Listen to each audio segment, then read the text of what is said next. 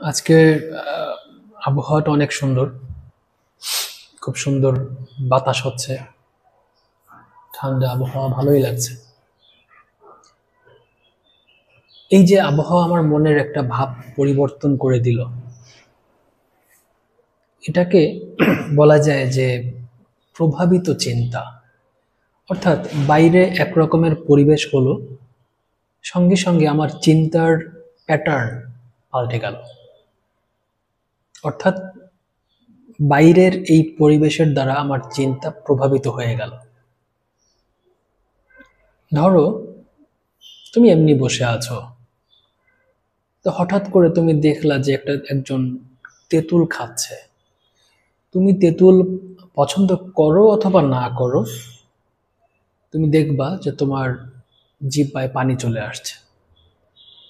মানে ওই তেঁতুলের দেখে চোখ দেখছে, দেখে তথ্যটা ব্রেইনে নিয়ে গেছে, এবং পূর্বের অভিজ্ঞতায় খুবই অল্প সময়ের মধ্যে চিন্তার পরিবর্তন হয়ে তার হরমোন নিঃসৃত হয়ে একেবারে জিহ্বায় পানি চলে আসছে। তুমি খাও অথবা না খাও,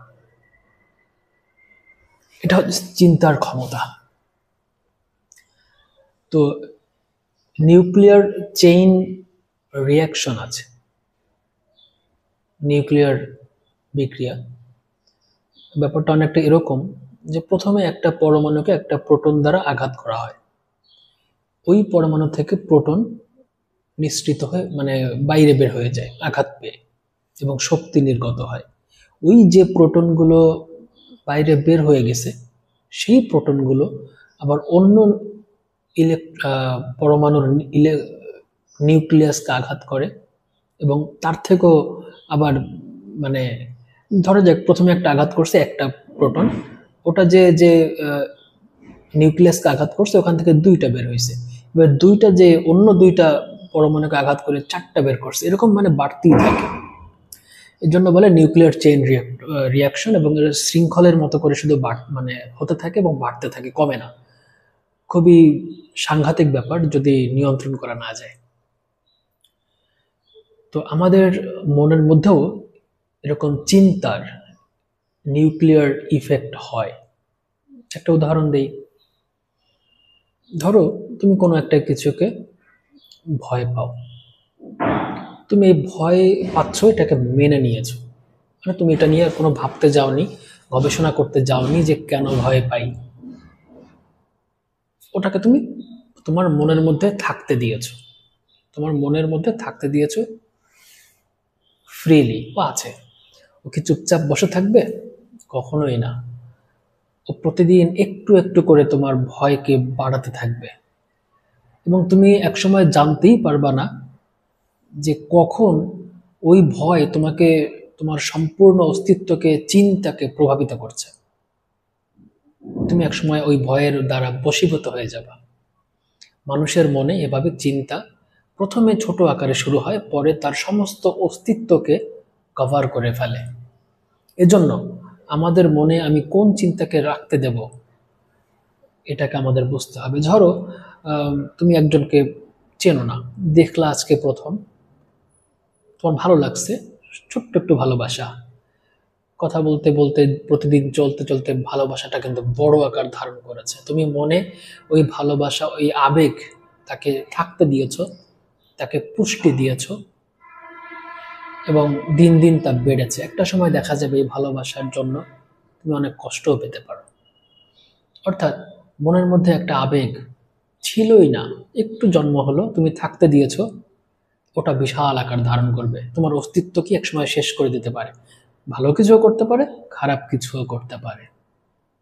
তুমি সংসার করে বাচ্চা কাচ্চা নিয়ে অনেক একটা পথে যেতে পারো, আবার হয়তো দেখা যাবে সুইসাইডের দিকেও চলে যেতে পারো। তোমার আবেগ এবং বাস্তবতা আজকে যেরকম আছে, কালকে সেরকম নাও থাকতে পারে। যখন তোমার অস্তিত্বকে আবেগ নিয়ন্ত্রণ করে ফেলবে আর বাইরের পরিস্থিতি অন্যরকম হয়ে যাবে, তখন তোমার একটা বিধ্বস্ত অবস্থা হবে। তো আমার মনে আমি কোন চিন্তাকে থাকতে দেব, কাকে আমি পুষ্টি দেব, এইটুক অন্তত অধিকার আমার নিজের মধ্যে আমার প্রতিষ্ঠা করতে হবে, না হলে সমস্যা আছে। নিজের চিন্তা, মনের মধ্যে কোন চিন্তাগুলো থাকে, কোন চিন্তাগুলো আমার মনের মধ্যে বসে তাস খেলে, আড্ডা দেয় আর আমাকে খোঁচায়, এদেরকে ভালো করে চিনতে হবে। তুমি তোমার আশেপাশের মানুষকে চেনো বা না চেনো, তোমার মনের মধ্যে যে যারা বসবাস করে, যে চিন্তাগুলো, তাদেরকে অবশ্যই তোমার চিনতে হবে, না হলে বিপদে পড়ে যাবা, একেবারে বিপদে পড়ে যাবে। অনেকে ছদ্মবেশী চিন্তা আছে, দেখতে ভালো মনে হচ্ছে কিন্তু লং টাইমে দেখা যায় এগুলো খারাপ। চিন্তাকে চেনার প্রয়োজন আছে। এবং আমরা এই সাধারণত আমাদের সামাজিকভাবেও দেখা যায় যে কোনো একটা কিছু হলে আমরা অন্যকে দোষ দিয়ে দিই, অন্যকে দোষ দিই, ওর জন্য এটা হয়েছে, ও এরকম করছে তাই আমি এরকম করছি।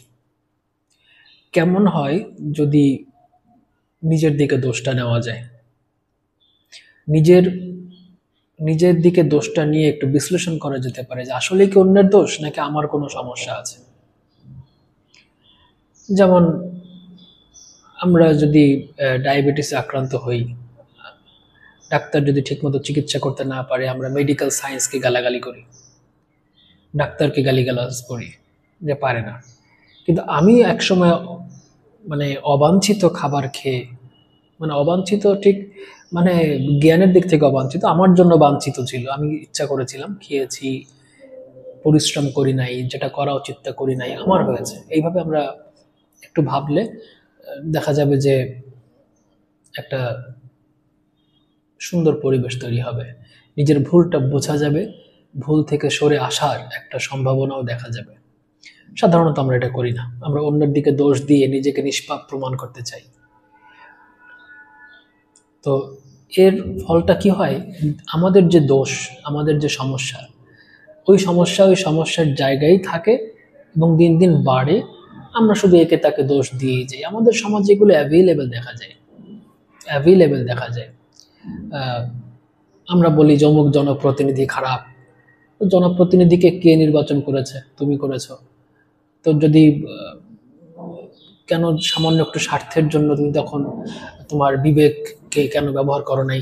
তুমি বলেছো আমি রাজনীতি সম্পর্কে অত ভাবি না। তুমি একটা দেশের মধ্যে মানুষ থাকে, রাজনীতি তো তোমাকে ভাবতেই হবে, তুমি ভাবো না, তুমি দায় সারতে চাও, আজকে সাফারিং তো তুমি করবা। যাই হোক, আমরা ব্যক্তিগত বিষয়ে চলে আসি। যে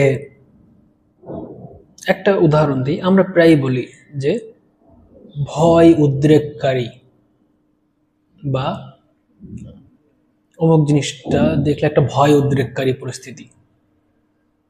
আমরা ওই বাইরের জিনিসটাকে দোষ দিচ্ছি যে গভীর রাতে অমুক শ্মশান ঘাট, অমুক বট গাছ ভয় উদ্রেককারী, দেখলে ভয় আসে, মানে ওর দোষ, ওই বট গাছের দোষ, ওই শ্মশান ঘাটের দোষ, ওর জন্য আমার ভয় হচ্ছে। আসলে কি তাই? নাকি আমার অজ্ঞতা, আমি বুঝতে চাইনি এজন্য আমার ভয় লাগছে? ওর আসলে কোনো দোষ নেই, ও তো বট গাছ, ও তো শ্মশান, মানুষ মরে গেলে তো কবর দেবে, মানুষ মরে গেলে তো পোড়াবে, ওর কি দোষ? কিন্তু আমি কেন ভয় পাচ্ছি? কারণ আমার ধারণা নেই, আমি অন্ধকার অন্ধকার সম্পর্কে ধারণা নেই, মৃত্যু সম্পর্কে ধারণা নেই, ভূত এরকম মানে কিছু কাল্পনিক চরিত্র আমার মনের মধ্যে আমি থাকতে দিয়েছি, গালগল্প করেছি, দিন দিন বড় করেছি। এটা আমি বলছি না, আমি বলছি ও ভয় উদ্রেককারী। অনেক সময় আমরা বলি না চমক সন্ত্রাসী। সন্ত্রাসী কাকে বলে? যে সন্ত্রস্ত করে, আমাকে যে সন্ত্রস্ত করে। তো ও ঠিক আছে, ও না হয় বুঝলাম যে ওর কাজকর্ম ভালো না, কিন্তু আমি কেন সন্ত্রস্ত হচ্ছি? আমার যে সাহস নেই কথা বলার, আমার যে সাহস নেই বুক ফুলিয়ে চলার, সত্য কথা বলার, এটা কিন্তু আমি বলি না। আমি বলি ও সন্ত্রাসী, ওর শাস্তি চাই। আমি বলি তোমারও শাস্তি চাই। কেন তুমি সন্ত্রস্ত হও? কেন তুমি কথা বলতে পারো না? একদিন তুমি মারা যাবা ন্যাচারালি, তো মৃত্যুকে এত ভয় পাও কেন? কেন তুমি কথা বলতে চাও না? তুমি কথা বললে হয়তো তোমার স্বার্থে একটু কম পড়তে পারে, কিছু ঝামেলা হতে পারে, তুমি এই ঝামেলাটুক নিতেই চাও না। সমাজটা নষ্ট হয়ে যাচ্ছে, তুমি তাকে নষ্ট হতে দিয়েছো, কোনো কথা বলো নি, আর দোষ দিচ্ছ সব সময় অন্যের। This is bad. তো আমরা যখন কন্টিনিউয়াসলি আমাদের ব্যক্তিগত বিষয়ে হোক, সামাজিক বিষয়ে, রাষ্ট্রীয় বিষয়ে, আন্তর্জাতিক বিষয়ে যখন আমরা অন্যকে দোষ দিই এবং নিজে একদম ফেরেশতা সেজে থাকি, অবতার, তার ফলাফলটা ভালো আসে না। আমরা একজন আরেকজনকে দোষ দিতেই থাকে, যার যার দোষ তার তার জায়গায় থাকে, পরিবেশ আর পরিবর্তন হয় না।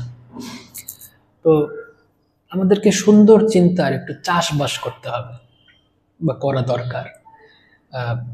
জমিতে যেরকম চাষ করে না, একটা জমি আছে, তুমি এখানে ইউক্যালিপটাস গাছও চাষ করতে পারো যা পরিবেশের জন্য ক্ষতিকর। তুমি এখানে গোলাপের চাষ করতে পারো যা সুন্দর কিন্তু তেমন কোনো কাজে লাগে না। তুমি এখানে ধান চাষও করতে পারো, সুন্দর, কাজে লাগে, মানুষ খায়, বেঁচে থাকে, বাজারকে প্রভাবিত করে, মানুষের খাদ্যের অভাব দূর করে, এটাও করতে পারো। ইউর উইশ, তোমার মনে তুমি কোন চিন্তার চাষবাস করবা তার উপর নির্ভর করবে তোমার সামগ্রিক চিন্তা ভাবনা কার্যক্রম। কিছু সুন্দর চিন্তার চাষবাস করতে হয়। যেমন আমরা প্রত্যেক ধর্মগ্রন্থে বা ধর্মগুরু যারা ছিলেন প্রথমে, পরবর্তীতে ধর্ম বিকৃত হয়ে গেছে, ভক্তরা বিকৃত করে ফেলছে, একটা সংঘাতের দিকে নিয়ে গেছে, একটা হিংস্র হিংস্র ভাব। আজকে দেশের মধ্যে এই ধর্ম নিয়ে হিংসা আছে, খুবই দুঃখের বিষয়। ধর্মের শুরুই হয়েছিল মানব কল্যাণের জন্য, আজকে সেটা একটা হিংসার বিষয় হয়ে দাঁড়িয়েছে। ধর্মের নিজের মধ্যে গ্রুপিং তৈরি হয়েছে, দুঃখের বিষয়। তো প্রত্যেক ধর্মই বলে যে মানুষকে ভালোবাসো। বিবেকানন্দ বলেছেন, জীবে প্রেম করে যেই জন সেই জন সেবিছে ঈশ্বর। মহানবী হযরত মুহাম্মদ সাল্লাল্লাহু আলাইহি ওয়াসাল্লামও বলেছেন মানুষের সেবা করতে, দয়া করতে।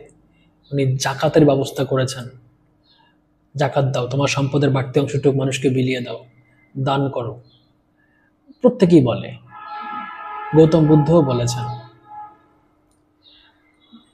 কেন বলেছেন? কি দরকার?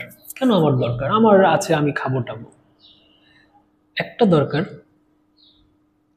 যখন তুমি একটু টেস্ট করে দেখবা, নিজেকে একটু টেস্ট করবা। একেবারে যদি টেস্ট না করো নিজেকে, একটা তরমুজ কিনতে গেলে কতবার টোকা দাও, একটা আলু কিনতে গেলে ঘুরে ফিরে দেখো, কিন্তু নিজেকে একটু মাঝে মাঝে টোকা দিতে হবে যে আসলে আমি কি। তুমি কাউকে হিংসা করো, তোমার যে কোনো বন্ধু, বাবা মা, বড় ভাই, husband, wife, what ever, whoever maybe, হিংসা করো বা তার উপর রাগ করো, দেখো তোমার শরীরের অবস্থা কি হয়। তুমি এই রাগটা যদি ঘন্টা 2, 3, 4 ধরে রাখো, তুমি অসুস্থ হয়ে যাবা। কারণ আমরা যখন রাগ করি, হিংসা করি এবং রাগ পুষে রাখি, হিংসা পুষে রাখি, আমার চিন্তার বেসিকটা যখন হয় রাগ অথবা হিংসা, আমার ভিতরে এমন কিছু কেমিক্যাল রিয়াকশন হয় যা আমাকেই মেরে ফেলে। মানে আমার জন্য এটা বিধ্বংসী ব্যাপার হয়, আত্মঘাতী ব্যাপার হয়। অর্থাৎ আমি যখন তোমার উপর রাগ করি, তোমার কিছু হচ্ছে না, কিন্তু আমার অবস্থা খারাপ হয়ে যাচ্ছে। এবং এই কেমিক্যাল রিয়াকশন থেকে কত কিছু হতে পারে আইডিয়া করতে পারো। তোমার হার্ট নষ্ট হতে পারে, তুমি হার্ট অ্যাটাক করতে পারো, ব্লাড প্রেশার রাইজ করতে পারে, তোমার কিডনি ড্যামেজ হতে পারে, লাংস ড্যামেজ হতে পারে, লিভার ড্যামেজ হতে পারে, you may die at any time. অন্যের উপর রাগ ক্ষোভ পুষে রাখার এই হচ্ছে ফল। তো মানুষকে কেন ভালোবাসতে বলেছে? তুমি একটা ভালোবাসার চিন্তার আবাদ করো, একটা ছোট প্রাণী দিয়ে শুরু করো। যেমন ধরো প্রতিদিন একটা চিনির দানা তুমি একটা পিঁপড়াকে দিবা, এটা তোমার প্রতিদিনের কাজ করো। দেখবা কিছুদিনের পরে তোমার এই পিঁপড়ার জন্য একটা ভালোবাসার জন্ম নেবে, একটা দায়িত্ববোধের জন্ম হবে, ছোট্ট একটা বোধ, চিন্তা আসবে। এবার তুমি ভালোবাসার কাজ দিন দিন বড় করো। তুমি যত ভালোবাসা দিতে থাকবা, তোমার ভিতরে তত ভালোবাসার টাইপের কেমিক্যাল তৈরি হবে, তোমার প্রাণ শক্তি বাড়বে, তুমি সুস্থ থাকবা, তোমার আরো অনেক সুন্দর চিন্তার দ্বার খুলে যাবে। তোমার ভালোর জন্যই তোমার আমাকে ভালোবাসার দরকার। ইউ মে লাফ এট ইট, বাট দিস ইজ ট্রুথ। তুমি যদি ভালো থাকতে চাও, আনন্দে থাকতে চাও, তোমাকে অবশ্যই ভালোবাসা দিতে হবে। তুমি যেভাবেই দাও, যাকে দাও আর তাকে দাও। যদি তুমি ভালোবাসা দিতে না চাও, তোমার জীবনটা হয়ে যাবে একেবারে পানসে অথবা তিতা, মানে তেতো, টক, বিস্বাদ। এবং এই বিস্বাদটা, মজার বিষয় হচ্ছে এই যে বিস্বাদ একটা জীবন, এটা ভোগ করবে কে জানো? তুমি যাকে যার উপর রাগ করছো সে না, এইটা ভোগ করবে একমাত্র তুমি। Because you are a stupid. তুমি জানো না যে কি করে ভালো থাকতে হয়, তুমি মানুষকে হিংসা করো, অন্যের সুখে দেখলে তোমার হিংসা হয়, মানুষের উপর রাগ করো, রাগ করে বসে থাকো, কথা বলো না, ভালো করতে চাও না, শুধু খেতে চাও, ভোগ করতে চাও, মানুষের তা কেড়ে নিতে চাও, এর ফলাফল তোমার জন্যই খারাপ। ও না হয় হয়তো তুমি ওর কাছ থেকে একদিন খাবার কেটে নিয়ে গেছো, ও কালকেও ঠিক হয়ে যাবে, কিন্তু তুমি সাফার করবা for ever, until you die. তাই ভালো চিন্তার চাষাবাস দরকার। জীবনে যুদ্ধের প্রয়োজন আছে। আমাদের জীবনে, সমাজে, রাষ্ট্রে এমন এমন পরিস্থিতি হবে যেখানে আমাদের একটু যুদ্ধ করতেই হয়, কিন্তু সেই যুদ্ধটাও যেন হয় ওই ভালোবাসাকে জয় করার জন্য, হিংসাকে জয়ী করার জন্য না। ভালোবাসাকে, দয়া, স্নেহ, মানুষের প্রতি সহানুভূতিকে জয়যুক্ত করার জন্যই যুদ্ধ করা দরকার। অর্থাৎ যুদ্ধের উদ্দেশ্য হবে ভালোবাসাকে জয়যুক্ত করা, জয়ী করা। একটা ছোট্ট উদাহরণ দিই, উদ্দেশ্যের সঙ্গে তোমার কিভাবে সবকিছু নির্ভর করে। তুমি কারো উপর রাগ করে বা অসুস্থ হয়ে না খেয়ে থাকো, তোমার বাবার মায়ের উপরে রাগ করে তুমি একদিন না খেয়ে থাকো, দেখো তোমার অবস্থা কি হয়। তোমার গ্যাস গ্যাস ফর্ম করবে, তুমি দুর্বল হয়ে যাবা, তোমার মাথা ঘুরাবে, তুমি কোনো কাজ করতে পারবা না, কোনো চিন্তা করতে পারবা না। মানে you will become an inactive person, inactive existence, একটা নিষ্ক্রিয় অস্তিত্ব, কোনো কাজ হচ্ছে না। কিন্তু একই তুমি যদি শুদ্ধ মনে স্রষ্টার জন্য না খেয়ে থাকো, যেটা মুসলিমদের জন্য বলে রোজা, সনাতন ধর্মাবলম্বীদের জন্য বলে উপবাস, অন্য ধর্মে কি বলে আমি ঠিক জানি না, তো অনাহার বলে কেউ। এবার তুমি স্রষ্টার জন্য এটা করো, না খেয়ে থাকো, তুমি দেখতে পারবা যে তোমার গ্যাস হচ্ছে না, পেটে কোনো ডিস্টার্ব হচ্ছে না, তোমার শক্তি কমছে না, চিন্তা শক্তি বাড়ছে এবং মনে একটা আনন্দের কাজ করছে যে আমি স্রষ্টার জন্য এই কাজটা করতেছি। তোমার মনে হবে আমি স্রষ্টার লোক, তার জন্য আমি কাজ করি। তোমার একটা আলাদা উৎসাহ আসবে, একটা অনুপ্রেরণা আসবে জীবনের জন্য। একই জিনিস না খেয়ে থাকা, উদ্দেশ্যটা আলাদা, ফলাফল আলাদা। তো জীবনে যুদ্ধের প্রয়োজন আছে, কিন্তু উদ্দেশ্যটা কি হবে, এটা হচ্ছে আসল ব্যাপার। তাই সুন্দর চিন্তার চাষাবাস করো, চেষ্টা করো, করতে করতে হয়ে যাবে।